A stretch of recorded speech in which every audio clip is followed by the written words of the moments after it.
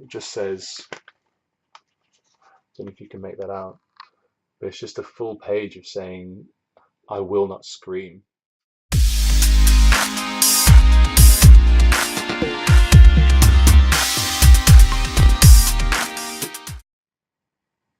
I believe, and I could be completely wrong, that one of the reasons for why I've got these recurring difficulties, like my difficulty sharing a space with somebody or a group of people, my difficulty in just speaking my mind when I suspect that what I have to say might be upsetting, and the reasons for why I don't do that, which just ends up making me feel worse, and then probably making that person feel uncomfortable anyway because I'm behaving weirdly. Like I believe, and it's a guess at best, but I believe that's because that was a belief that I acquired very early on in my life. Like as a younger person, I believed that there were negative consequences for me speaking my mind.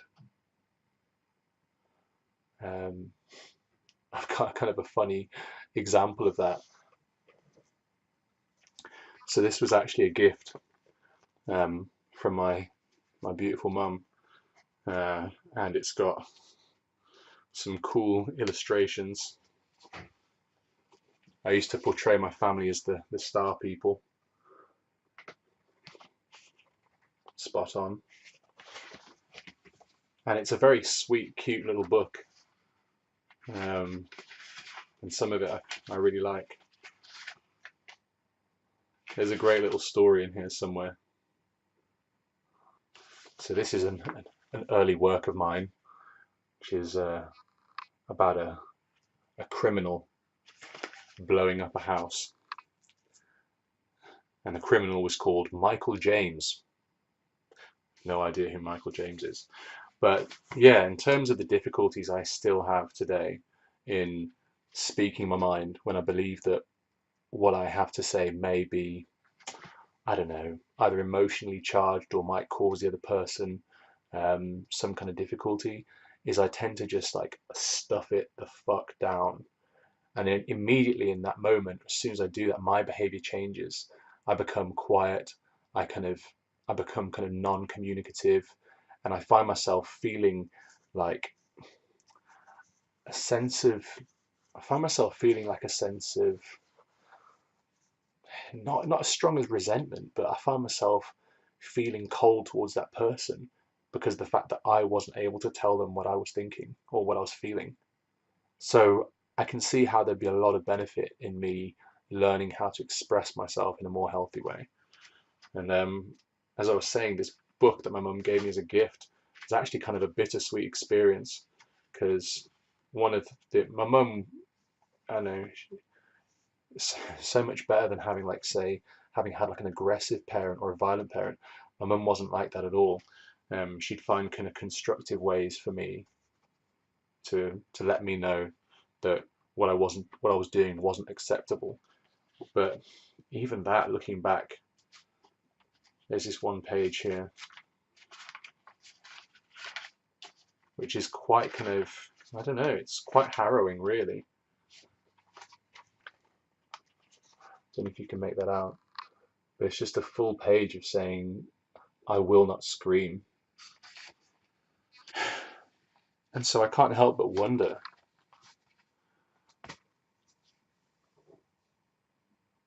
a lot of the anxiety I feel, and it's weird because I don't think of myself as like someone that does suffer with anxiety, but lately it's been coming up. I guess lately I've been sharing, I'm still very new to sharing a house with anyone, so it's not surprising. I mean, I didn't feel it when I was living alone, but do I want to live alone for the rest of my life? No, not really. So I think I give myself, I want to give myself credit for putting myself out there and putting myself into such unfamiliar surroundings. But I think the anxiety I get often comes from the sense that what I have to say is not legitimate, it's not appropriate. And so it's like this anxiety that I feel um, is because it's like the idea that I am not correct. It ought not to be expressed. Who I am in my being, not just what I have to say, but who I am is not legit. Like who I am is not okay. So I think I'm just trying to do my best to work this out. And I'm so glad that this has happened in a way, because I think I could have continued my relatively comfortable life living alone and probably never confronted these things. And for that reason, I would have felt like all right. I would have had like an okay time, an okay life, maybe an okay relationship one day. But who knows? If I'm able to work through this time and forgive myself for experiencing these challenges, who knows what kind of amazing, fulfilling, exciting experiences and relationships I might have. Who knows? All I need is a little bit of perspective sometimes to put in context what's happening now and realize how much opportunity there is. And it is difficult. I get that. And I really feel for anyone else that's going through difficulty in terms of anxiety. Um, but I really believe that a lot of it is tied up in mistaken beliefs that you've acquired through no fault of your own, and I've acquired through no fault of my own. And I'm really excited because I genuinely believe that with the work that I've done already with people, say for example, people um, through talking therapies, things like that, I really believe that there is the possibility for transformation. And the transformation doesn't require anything external to you. Like it doesn't require anything you need to add to yourself. If anything, it just requires for you to go deep inside. And that too can be challenging because if you're anything like me, then perhaps you've blocked that off from yourself because you'd rather not be reminded of it.